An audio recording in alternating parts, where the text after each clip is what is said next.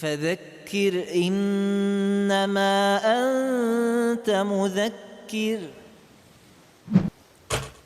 Assalamu alaikum wa rahmatullahi wa barakatuh. Avant de rentrer dans le sujet de l'abandon de la prière, j'aimerais qu'on explique le plus brièvement possible les différentes finalités qu'implique al-kufr, la mécréance. Et nous dédierons une vidéo spécifique à ce sujet, insha'Allah ta'ala. Awalan, premièrement, le terme mécréance a deux significations. Le premier, ce qui est appelé la mécréance mineure, ou la mécréance en dessous de la mécréance, se dit kufr duna kufr ou kufrun asghar. Elle compte parmi les choses commises les plus graves de toute la création, bien plus graves que les grands péchés. L'auteur de cette mécréance n'est plus très loin de basculer dans les ténèbres. Cependant, cette mécréance n'implique pas l'expulsion de l'islam. Son auteur reste donc musulman, possédant une foi extrêmement faible et diminuée. Le deuxième, al-thani, appelé kufrun akbar, est la chose la plus grave qu'une personne puisse accomplir, et celle-ci implique sans aucun doute l'expulsion de l'islam. Deuxièmement, sachez qu'il y a consensus des savants concernant la mécréance majeure de celui qui renie le caractère obligatoire de la prière. Elle est un pilier de l'islam et quiconque renie son obligation n'a aucune part dans l'islam. Et le reniement de son obligation l'expulse de l'islam, quand bien même elle accomplirait la totalité des prières obligatoires et recommandées. Quant au sujet de divergence parmi Ahlul Ilm, chez les savants, sur celui qui abandonne la prière, la majorité des pieux prédécesseurs ont jugé l'abandon de la prière comme une mécréance majeure. وقال الله تعالى فخلف من بعدهم خلف أضاعوا الصلاة واتبعوا الشهوات فسوف يلقون غيا إلا من تاب وآمن وعمل صالحا فأولئك يدخلون الجنة ولا يظلمون شيئا.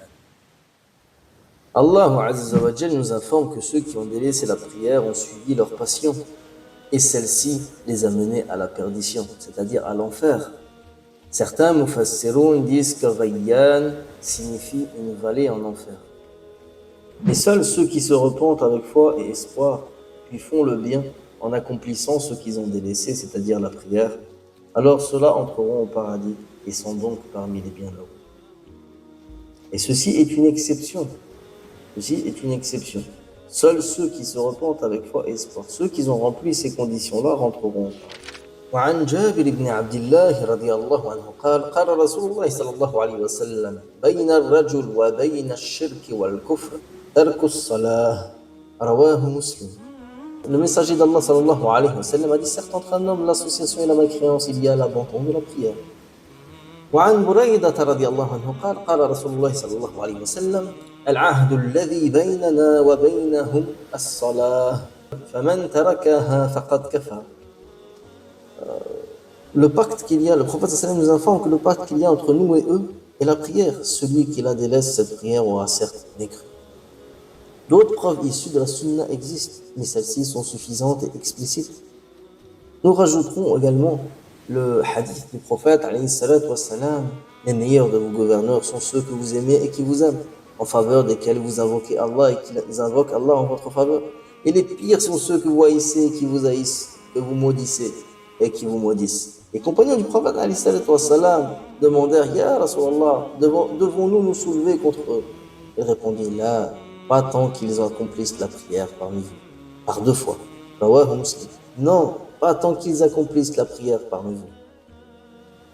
Et on le voit dans un autre récit. Dans un autre récit, le prophète alayhi sallam nous dit de ne pas se disputer le pouvoir à ses détenteurs. Et ceci est un fondement dans la aqidah walhamdulillah, des gens de la sunna. Ne pas se disputer le pouvoir des détenteurs, sauf si vous voyez une mécréance claire et explicite à propos de laquelle vous disposez d'une preuve venant d'Allah.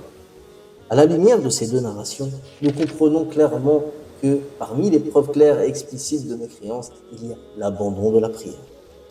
En ce qui concerne les paroles des compagnons, elles sont très nombreuses. Ibn Mas'ud radiyallahu anhu a dit « Celui qui ne prie pas n'appartient à aucune religion. » Omar ibn al-Khattab radiyallahu anhu, il a dit « Il n'y a aucune part dans l'islam pour celui qui délaisse la prière. » Abdallah ibn Shaqiq a dit les compagnons du prophète alayhi salatu wassalam, ne voyaient le délaissement d'aucun acte comme étant de la mécréance sauf la prière.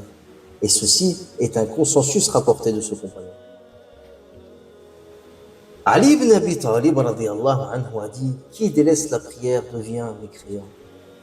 Ibrahim al-Nakha'i, pareil, il a dit celui qui délaisse la prière devient impie. Et c'est également l'avis d'Al-Hassan al-Basri al-Awza'i, Ibn al-Mubarak, l'imam Ahmad ibn Hanbal, une des deux opinions connues de l'imam Shafi'i et d'autres. Il ne fait aucun doute que l'énorme majorité des compagnons voyaient la mécréance majeure de celui qui abandonne la prière, et nombreux sont ceux qui ont rapporté le consensus. Cependant, les partisans de cet avis divergent à partir de combien de prières délaissées ou considèrent qu'elle est abandonnée. Certains disent à partir d'une seule prière délaissée, elle est abandonnée. Et tel était l'avis du shir d'Al-Imam Ibn Baz, rahimahullah ta'ala. Certains disent 2 prières, et c'est ce qui est connu dans le madhab de l'imam Ahmad ibn Hanbal, rahimahullah. D'autres disent 5 prières quotidiennes. S'il abandonne 5 prières quotidiennes, il a mécrit. Une mécréance qui expulse de l'islam.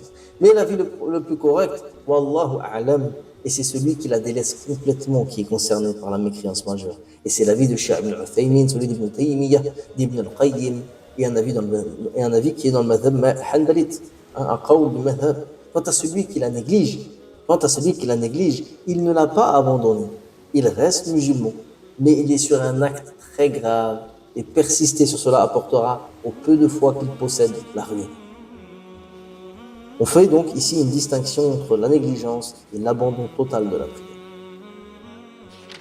Passons aux partisans du second avis, qui est que celui qui délaisse par paresse ou par négligence la prière est un musulman rebelle et pervers qui mérite une sanction. Cependant, il n'est pas un mécréant d'une mécréance qui l'expulse de l'islam.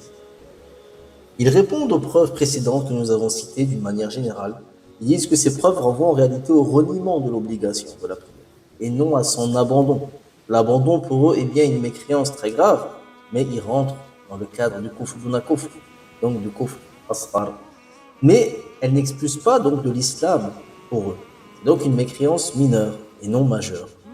Ceci est une erreur, comme l'a dit le Shia' Ibn Uthaymin, rahimahullah ta'ala, car si tel était le cas, pourquoi préciser que l'abandon de la prière est une mécréance, alors que le consensus est avéré au sujet de quiconque renie un des 5 piliers de l'islam, alors il est un mécréant. Ijma' al-ulama. Pas besoin de préciser la prière, étant donné que c'est le cas pour la zakat, étant donné que c'est le cas pour le ramadan, pour le hajj, et quelconque chose qui est connue de la religion, alhamdulillah, et qui est reniée. Le fait que le prophète alayhi salatu wassalam mette l'accent sur la prière et son délaissement renvoie bien à l'acte lui-même et non à son reniement par la langue. Également, la base est de prendre le sens apparent, surtout si le terme mécréance est défini, et ne peut dévier de ce sens premier vers la mécréance mineure qu'une preuve solide et explicite. Cependant, les 2 paroles se concilient avec un peu de recul, car il est difficile à croire que la personne qui ne prie jamais, pas une seule fois, et pour réelle conviction, pour croyance véritable, que la prière est obligatoire. Cela n'a aucun sens. Cela n'a aucun sens. Une telle personne a prouvé par son abandon total de la prière son reniement de cette prière. Parmi les arguments que les partisans de cet avis avancent, il y a le grand verset où Allah dit « Inna Allah la yaghfiru an yushraka bihi wa yaghfiru ma duna dhalika liman yasha » Certes, Allah ne pardonne pas qu'on lui donne quelque associé que ce soit. À part cela, il pardonne à qui il veut. Nous disons que le possible pardon annoncé dans ce verset est soumis aux autres conditions issues du texte de la révélation. C'est un verset qui a une portée générale et qui est restreint par les autres textes de la révélation. Le consensus est établi sur la mécréance de l'homme qui ne croit pas à certains versets, ou celui qui renie la sunna, ou celui qui ne croit pas en certains prophètes. Et pourtant, il n'a pas associé Allah Azza wa Jal au sens strict du terme.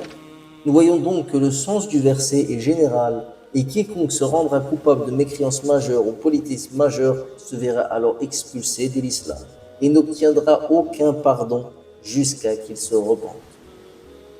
Le prophète alayhi salatu wassalam a dit sera protégé par Allah contre l'enfer toute personne qui atteste sincèrement qu'il n'y a pas de divinité en dehors d'Allah et que Mohammed est son messager. Rawahu al-Bukhari wa Muslim. Ce hadith et d'autres hadiths similaires viennent dans le même sens que le verset précédent. Et nous disons que la personne qui aurait prononcé cette attestation avec sincérité, comme il est dit par le noble prophète, alayhi salatu wassalam, aurait obligatoirement accompli la prière. Ils auraient concrétisé cette attestation. Et le deuxième pilier de l'islam, qui est as-salah, ils l'auraient fait ne serait-ce que de temps en temps. Quant à l'abandon total, il est incompatible avec une quelconque concrétisation de foi de cette attestation. Ubadah ibn Samit radiyallahu anhu dit avoir entendu le messager d'Allah sallallahu alayhi wa sallam dire: il y a 5 prières que Dieu a rendues obligatoires. Celui qui en fait bien les ablutions, les accomplit à leurs heures et accomplit parfaitement leur génuflexion et leur dévotion, il y a pour lui la promesse de la part d'Allah qui lui accordera son pardon. Et celui qui ne le fait pas, il n'y a pour lui de promesse. Inch'Allah, il lui pardonnera, et s'il ne veut pas, il le punira. Le hadith ici est bien parmi les preuves les plus fortes de cet avis, car le prophète alayhi salatu wassalam a cité plusieurs attitudes à avoir vis-à-vis des 5 prières. Puis a ajouté que celui qui les observe aura un pacte de garantie avec Allah. Cependant, celui qui ne les fait pas n'aura aucun pacte, soit il est pardonné, soit châtié. Et cela aurait pu détourner la mécréance majeure voulue dans les premières narrations vers une mécréance mineure. Pourquoi ? Car si c'était une mécréance majeure, dans ce cas, il n'y aurait aucune possibilité de pardon. Voilà qu'une l'explication la plus correcte des gens de science Ahlul Ilm sur cette narration, c'est qu'elle n'indique pas réellement que celui qui abandonne la prière totalement a une possibilité de pardon, mais elle indique soit le fait que quelqu'un qui applique bel et bien ses prières, mais ne la pratique pas aussi bien que l'a décrit le prophète alayhi salatu wassalam, c'est-à-dire qu'il est négligent dans la pratique, alors il peut être pardonné ou pas. Et donc dans ce cas, il n'est pas mécréant. Le troisième cas, et c'est ce sur quoi nous penchons, c'est que le prophète alayhi salatu wassalam nous indique que si une personne n'accomplit pas ces 5 prières, n'est donc pas mécréant d'une mécréance majeure, mais cependant, il n'est pas question ici d'abandon total des prières quotidiennes, mais bien de l'abandon partiel par la négligence d'une journée de prière. Donc l'homme ici, dans ce cas-là, accomplit certaines prières et en néglige d'autres.